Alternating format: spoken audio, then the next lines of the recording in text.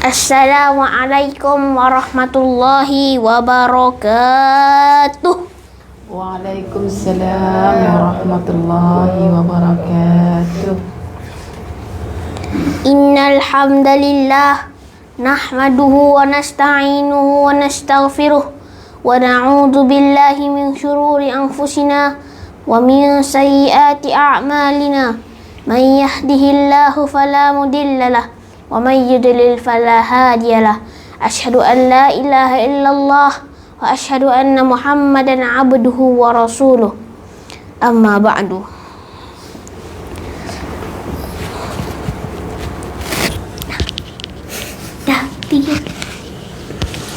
Bismillahirrahmanirrahim. Assalamualaikum warahmatullahi wabarakatuh. Apa kabar semua adik-adik ya? Baik semua, sehat di sana ya? Apa kabar kawan-kawan? Minta maaf Ustazah belum menghafal nama satu-satu ya. Kita sebut semua kawan-kawan ya. Apa? Banyaklah. Adik tak pernah tengok ya nama-namanya ya? Tak pernah tengok. Tak pernah, nanti kita buat list ya nama-nama ya. Nanti adik sebut satu-satu ya. Oh, Abang Ilham pun ada. Abang Ilham itu yang mana? Ada kakak Zahra, kakak Hana pun ada. Ada siapa lagi? Kakak Balkis, ada kakak Farah, ada kakak Hafsah, banyak kakak juga. Ya, alhamdulillah semua sehat di sana ya. Okey, Abang Asyas tadi sudah buat mukaddimah ya. Segala puji bagi Allah, selawat dan salam untuk Rasulullah. Kita mulakan perbincangan kita pada malam ini, iaitu hadis qudsi yang ke-7. Hadis qudsi yang ke-7 ini adik-adik semuanya akan berbincang tentang kisah 3 orang yang mula-mula akan diadili Allah di hari akhirat. Iaitu ada 3 golongan manusia yang pertama-tama nanti akan disoal, diadili oleh Allah tentang kebaikan-kebaikannya. Ya, 3 orang yang mula-mula diadili Allah di mana? Di hari akhirat. Adakah itu termasuk adik-adik nanti? Kita cek siapakah mereka melalui kisah penuturan daripada kawan kita Asyaj At-Taki ya. Asyaj boleh mulakan bercerita tentang hadis qudsi? Ready? Alhamdulillah.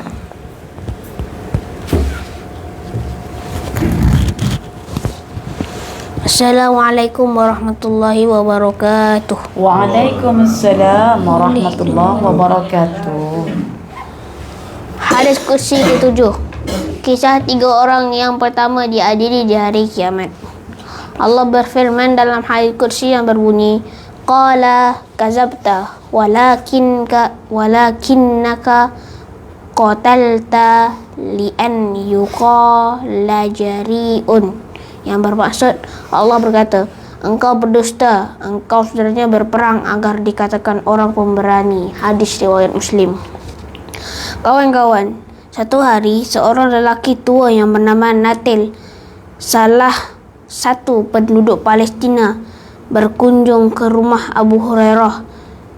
Ia berkata kepada Abu Hurairah, sahabat Nabi, wahai Abu Hurairah, tolong beritahu kepadaku sebuah hadis yang engkau pernah dengar dari Nabi Muhammad SAW. Abu Hurairah pun berkata, baiklah wahai Natil, aku pernah mendengar Nabi Muhammad SAW bercerita kisah 3 orang yang pertama diadili pada hari kiamat. Pertama, orang yang meninggal dunia dalam peperangan saat dia dibawa ke hadapan Allah dan memberitahu nikmatnya. Allah bertanya, nikmat apakah itu? Dia menjawab, sewaktu di dunia aku berperang di jalanmu hingga aku terbunuh. Allah menjawab, engkau berdusta, engkau berperang agar disebut pemberani, dan memang itu yang terjadi. Allah lalu memerintahkan orang itu diseret ke neraka, ditarik ke neraka. Kedua, orang yang mempelajari ilmu dan mengajarkannya serta membaca Al-Quran saat dia membawa ke hadapan Allah dan saat dia dibawa ke hadapan Allah dan diberitahu akan nikmatnya, Allah bertanya, nikmat apakah itu? Dia menjawab, semasa di dunia aku belajar ilmu dan mengajarkan serta membaca Al-Quran kerana engkau. Allah menjawab, engkau berdusta. Engkau belajar agar disebut orang pintar, dan engkau membaca Al-Quran agar disebut qari hebat, dan memang itu yang terjadi. Allah lalu memerintahkan agar orang itu diseret ke neraka. Ketiga, orang yang diberi rezeki berlimpah saat ia dibawa ke hadapan Allah dan diberitahu akan nikmatnya. Allah bertanya, nikmat apakah itu? Dia menjawab, dahulu di dunia aku tidak membiarkan satu jalan pun untuk bersedekah yang kau sukai, melainkan aku selalu menafkahkan hartaku demi engkau. Allah menjawab, engkau berdusta. Engkau melakukannya agar disebut dermawan, dan memang itu yang terjadi. Lalu Allah memerintahkan orang itu diseret ke neraka. Hadis riwayat Muslim. Pelajaran hadis, kawan-kawan, salah satu tanda iman kita adalah melakukan segala sesuatu kerana Allah semata. Seorang mujahid ahli ilmu dermawan seperti di atas. Alangkah ruginya jika perbuatan tidak disertai keikhlasan. Orang-orang seperti di atas hanya akan menjadi orang-orang yang merugi di kemudian hari. Tamat. Okey, Asyaj. Terima kasih Asyaj atas pembacaan ceritanya, ya. Cerita-cerita yang dihimpun ini insya-Allah adikku semuanya adalah cerita-cerita yang berasal dari hadis sahih. Adik tahu tak hadis sahih itu? Yaitu perkataan yang dinisbahkan kepada Nabi sallallahu alaihi wasallam, ya. Dan hadis sahihnya ini adalah hadis qudsi, yaitu hadis yang Rasulullah sabdakan, Rasulullah ucapkan, namun disandarkan kepada Allah Subhanahu wa taala. Jadi adik-adik kena belajar tentang hadis, belajar mencintai Nabi Muhammad sallallahu alaihi wasallam supaya nanti kita dikumpulkan Allah, ya, berjiran, berkawan dengan Nabi kita Muhammad sallallahu alaihi wasallam di syurga. Amin amin ya Rabb. Asyaj Ataki, okey, dari kisah penceritaan tadi, Asyaj boleh buat satu huraian ringkas tak tentang apa makna di sebalik kisah 3 orang yang diadili Allah pada hari kiamat ini. Jadi kisahnya ni macam mana sebetulnya, Syaj? Kisah 3 orang yang pertama diadili di akhirat. Itu di hari kiamat. Iya, itu macam mana kisahnya sebetulnya? Ikut pada Asyaj satu hari ni ada seorang bapa tua yang bernama Natil. Salah satu penduduk Palestina. Dia pernah ke rumah Abu Hurairah, lalu dia berkata pada Abu Hurairah, tolong bolehkan sampaikan kepadaku apa yang kau pernah dengar daripada Nabi Muhammad. Pas Abu Hurairah pun cakap, boleh, baiklah, akan kuceritakan apa yang Nabi Muhammad pernah ceritakan padaku tentang kisah 3 orang yang diadili pada hari kiamat. Yang pertama tu orang yang berjihad semata-mata untuk dapat gelar pemberani. Ni semua ni 3 orang ni semuanya melakukan benda yang baik, memang dah terjadi, tapi satu je, kunci tak ikhlas. Terus kisah yang kedua tu apa? Lepas tu yang kedua tu orang yang mempunyai ilmu dan hafal Al-Quran, tapi semata-mata untuk digelar orang yang pintar, orang yang qari. Yang ketiga adalah orang yang diberi rezeki melimpah, tetapi dia melakukan rezeki itu untuk bersedekah pada orang-orang yatim, orang-orang yang memerlukan, tapi dia ingin mendapatkan gelar dermawan. Lepas tu nasib kesudahan 3 orang ini macam mana? Kan masuk baik neraka. Masuk neraka. Apa pasal masuk neraka? Kita tak ikhlas. Oh, tak ikhlas. Cuba kalau 3 orang ni ditukar jadi ikhlas, masuk surga dia orang. Maknanya kata kunci pada kisah ini adalah tentang keikhlasan, betul? Coba Asyas boleh bagi tahu pada kawan-kawan ikhlas itu apa? Kalau kawan-kawan tanya, Asyas, ikhlas itu apa? Kita orang semua nak ikhlas. Misalnya ada orang suruh kita bantu dia. Ambilkan air, kita ambil, dia tak cakap terima kasih, kita ikhlas. Kalau misalnya kita cakap, kenapa tak cakap terima kasih? Tandanya itu tidak ikhlas. Oh, orang ikhlas itu orang yang tidak minta pujian, balas kasih atas apa yang dilakukan, begitu. Kalau misalnya Umi buat baik ke adik, terus Umi kata, adik tolong doakan Umi kan dah baik sama awak, itu termasuk ikhlas tak Umi? Umi minta sesuatu di sebalik apa pemberian Umi, itu kira-kira Umi ikhlas ke tak? Tak. Masya Allah. Jadi ikhlas itu maknanya berbuat sesuatu murni kerana Allah, tidak kerana manusia. Adik Asyas pernah dengar perkataan Fudal bin Iyad? Barang siapa yang melakukan kebaikan kerana manusia, maka itu disebut apa?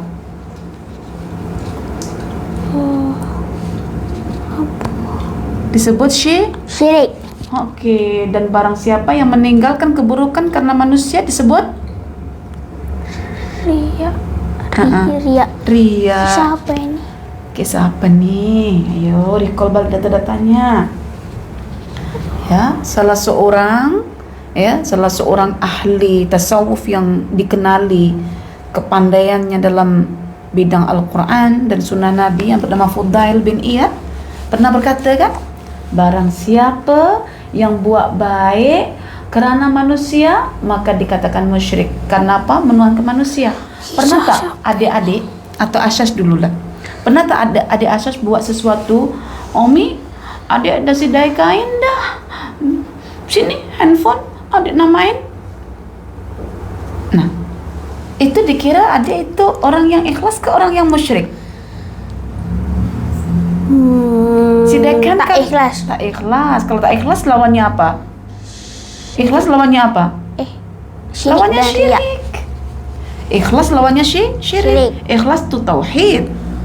Membersihkan dalam hati ini, manusia dibuang, handphone dibuang, gamenya dibuang, mainannya dibuang. Yang ada buat ikhlas lillahi ta'ala Umi.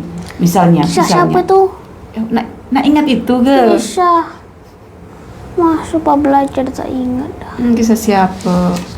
Buat baik. Kisahnya siapa? Oh, itu ke pahlawan itu. Kau Belajar lo. tak apalah, tak ingat tak apa. Tak apa. Tinggal dulu, nanti Allah bagi ingat insya-Allah ya. Okey. Semalam kita belajar kat tangga tu. Semalam kita belajar kat tangga. Bukan semalam, dah lama lah juga. Dah lama. Dah lupa Umi. Bab apa sih? Yang masa ada abai juga tu lo, yang adik berapa lama tak lancar tu. Hadis ke? Dalam buku tu, buku Jagalah Allah tu. Tak ingat, banyak sangat lah belajar kan. Jagalah Allah. Okey, tak apa. Jadi Tak apalah. adik-adik pernah tak buat sesuatu? Okey, misalnya Asyad, contoh misalnya ya, Umi, saya boleh tak nanti pegang handphone Umi sekejap je, tapi adik buat semua yang Umi suruh. Okey, Umi buat. Pas adik dah buat semua pekerjaan, adik cakap, Umi, adik tak nak lagi lah nak handphone. Kenapa adik? Adik nak buat karena Allah Ta'ala. Pernah tak begitu? Ikhlas. Ikhlas namanya kan? Tak pernah. Tak pernah kan? Tak pernah. Mesti langsung menuntut kan? Menuntut. Sekarang dah belajar begini macam mana? Nak buat ke tak? Okey.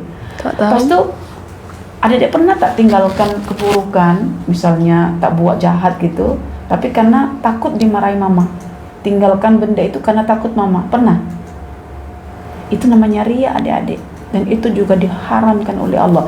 Buat baik karena Allah, tinggal keburukan juga karena Allah, itu baru boleh masuk syurga.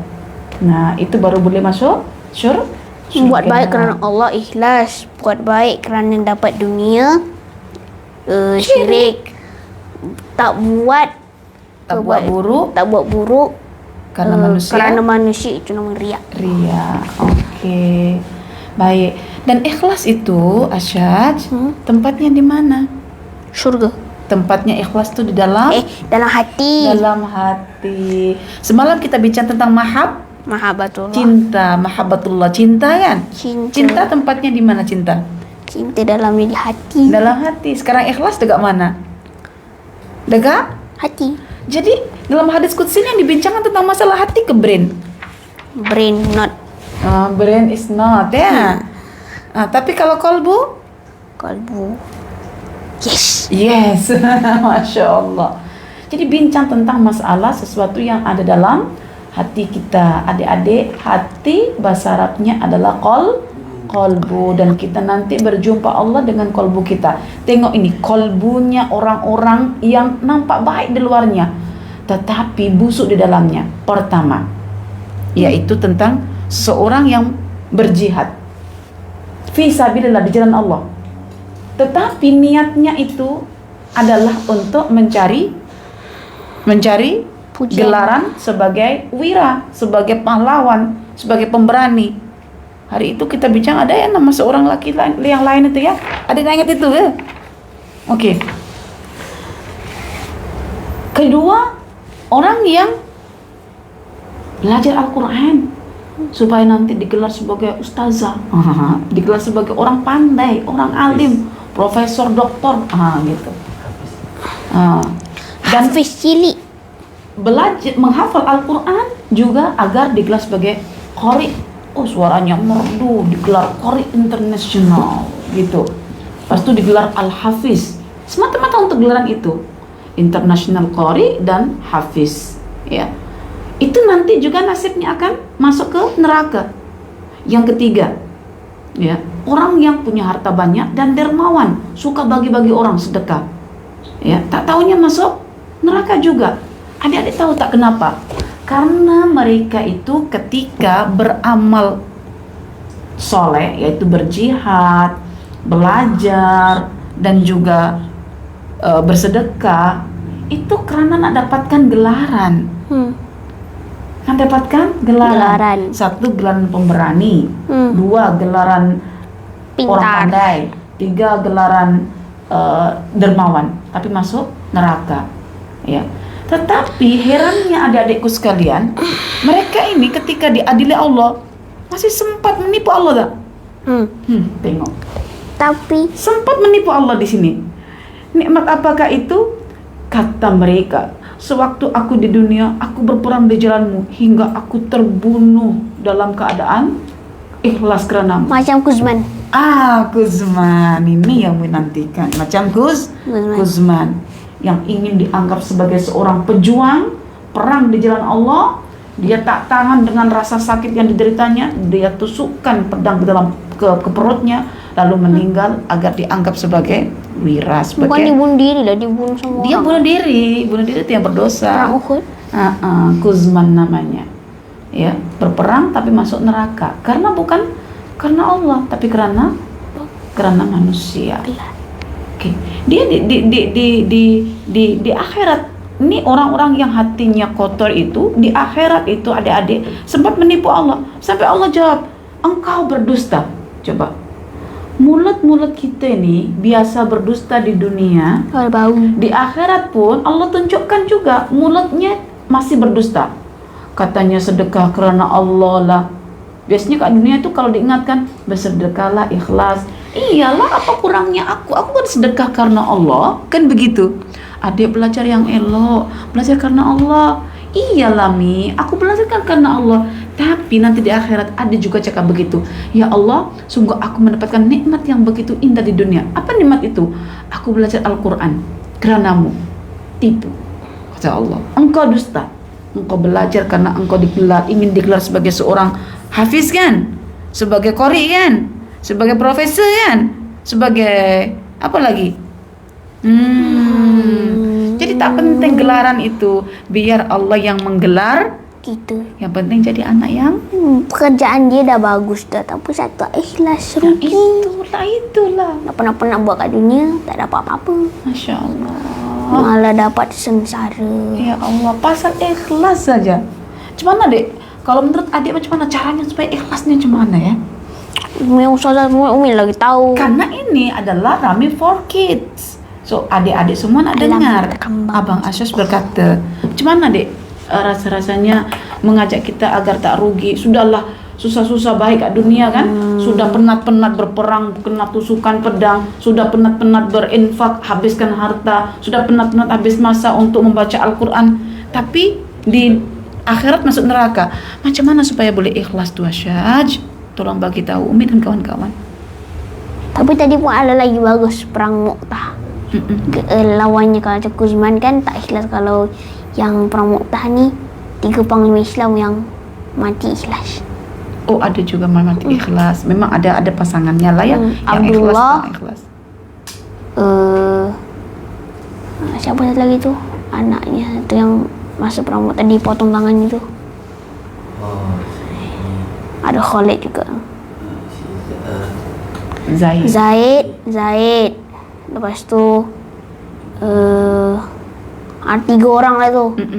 Tapi semuanya mati. Tapi ikhlas karena Allah. Mati. Lepas tu diganti Khalid.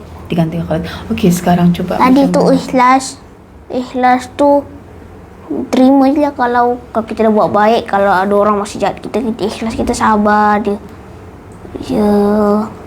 Namanya tu kalau kita tak ada ikhlas kita dah kalah lah lawan syaitan. Kan musuh paling terdekat kita kan syaitan. Biasanya syaitan suka bisik apa itu? Kalau lepas adik bekerja, awalnya tu ikhlas bantu Umi, tiba-tiba dengar bisikan. Biasanya syaitannya membisik macam mana itu nak? Cakap lah ke Umi, dia dah kerja dah penat tu. Tak ikhlas lah. Oh gitu. Jadi boleh tak habis kerja itu cakap, adik penat lah Umi, sudah lah Umi, jangan suruh adik lagi. Itu termasuk ikhlas tak gitu tu? Tak. Masya Allah. Kerja supaya kalau Umi suruh nanti dah tak dibuat. Okey. Jadi hari ini kita belajar tentang masalah ikhlas yang tempatnya berada dalam kolbu kita. Kita buang segala sesuatu yang kerana manusia. Contohnya sudah buat baik, belum disanjung lagi sebagai anak soleh. Umi kenapa tak cakap adik anak soleh? Adik kan dah buat pagi, dah buang sampah, dah sidai kain, dah kemas dapur apa semua. Kenapa Umi masih tak anggap adik anak yang baik? Kan? Okey, adik-adik sekalian, saya di sini nak bagi tahu satu perkara tentang nama Allah terkait dengan kisah 3 orang yang masuk neraka walaupun dia baik. Baik luaran saja, dia buat baik, tapi kolbunya karena manusia, hatinya karena manusia, ya, dia masuk neraka. So, adik-adik kena tahu macam mana Allah boleh masukkan mereka ke neraka itu, ya, karena mereka diketahui tidak ikhlas, yaitu syirik. Okey, syirik itu menggantikan Allah dengan manusia, kan? Okey. Terus macam mana Allah boleh tahu bahwa seseorang ini tidak ikhlas atau syirik? Nah, kita akhirnya tahu bahwa Allah itu adalah Al-Khaliq. Allah yang Maha Al-Khabir. Apa Al-Khabir itu Asyaj? Yang maha tak tahu. Zat yang maha mengetahui isi hati manusia termasuk niatnya. Kalau niatnya itu contoh berhijrah ke Madinah karena Allah dan Rasulnya, maka dia dapat pahala Allah dan Rasulnya. Tapi kalau dia berhijrah karena dunia atau wanita yang dinikahi, dapatlah wanita ataupun dunia yang diinginkan. Ada hadisnya tak Asyaj itu? Ada. Dekat mana? Hadis Arba'in, hadis yang pertama. Okey, boleh sebutkan bunyinya pada kawan-kawan semuanya? Boleh, tapi sekejap. Okey. Maksud sekali. Iyalah. Innamal a'malu binniyat wa innama likulli imri'in ma nawa. Faman kana hijratuhu ila Allah wa rasulih, hijratuhu ila Allah wa rasulih. Wa man kana hijratuhu li dunya yusibuha amratin yankihuha fa hijratuhu ila ma hajara ilaih. Rawahul Bukhari. Yang bermaksud semua perbuatan tergantung pada niat. Misalnya kalau kita nak melakukan hijrah kerana Allah dan Rasulnya, berarti dia dah dicatat oleh Allah dia ingin hijrah kerana Allah dan Rasulnya. Kalau misalnya dia ingin hijrah kerana dunia untuk dapat pujian, Seandainya itu Allah dah catat dia berhijrah kerana untuk mendapatkan dunia. Lepas tu Atau berhijrah karena dapat wanita. atau berhijrah kerana untuk dapatkan wanita.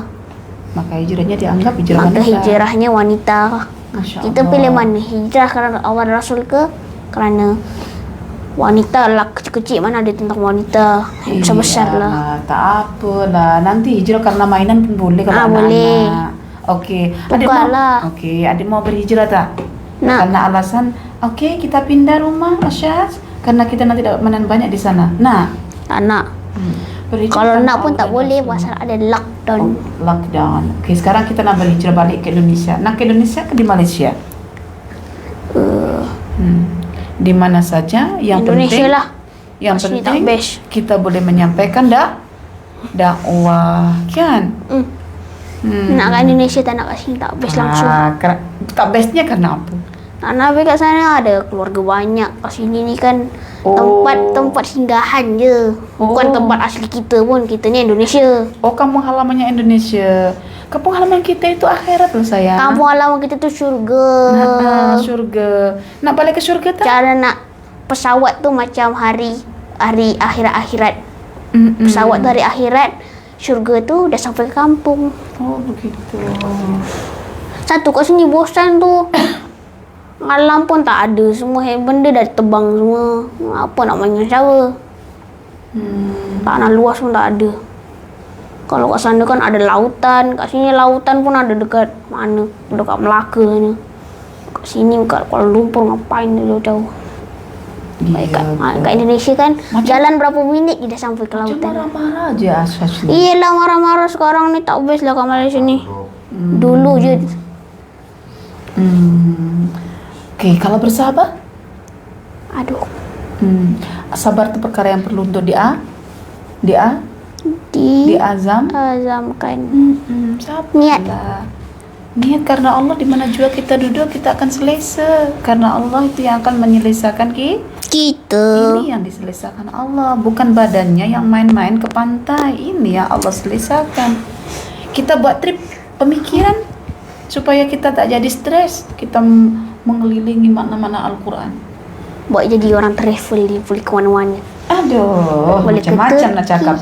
Okey, adik-adik kita belajar nama Allah Al-Khabir. Al-Khabir. Rupa-rupanya kawan kita sudah tak tahan dekat Malaysia. Adik doakan ya supaya kawan kita selesa dekat Malaysia ni, Abang Asyaz ni ya, di Asyaz ni. Okey, Al-Khabir itu zat yang maha mengetahui niat yang terkandung dalam amalan seseorang. Adik-adik semua buat benda baik di depan mama ke, di depan papa ke, Allah tahu itu ikhlas ke tak ikhlas. Ya. Sampai jin pun niat dia ketahui kok. Sampai niat jin saja diketahui oleh Allah, apalagi kita yang zahir begini, macam mana tak diketahui oleh Allah. Jadi adik-adik semuanya, kita hidup itu hakikatnya adalah untuk mengabdikan diri kita kepada Allah supaya kita boleh balik kampung, dan kampung kita adalah syurga kita. Akhirat telah menanti kita adik-adik. Nanti kita berjumpa di sana. Ingat, jangan buat sesuatu kerana untuk mendapat pujian. Sebagai pemberani lah, sebagai ahli ilmu lah, sebagai dermawan lah, tapi jadilah hamba Allah Ar-Rahman. Okey adik-adik semuanya, kita cukupkan sampai di sini. InsyaAllah kita jumpa lagi esok malam. Dan jangan lupa adik-adik semuanya tetap belajar bersama mama, bersama ayah ya. Tetap belajar karena kita semua ingin berkumpul di syurga dengan membawa iman kita, tauhid, keikhlasan, jaga hati adik-adik semuanya ya. Jangan buat benda-benda yang tak elok depan mama, tapi kerana Allah Ta'ala. Kerana Allah Ta'ala perintahkan kita untuk berbuat baik kepada mama dan melakukan ketaatan kepada ayah. Ayah cakap apa, kita follow. Mak kita nak dibaiki macam mana, kita baiki mak kita. InsyaAllah nanti kita akan jumpa sama-sama di syurga. Amin, amin, ya Rabbal Alamin. Okey, Asyaz, boleh ditutup?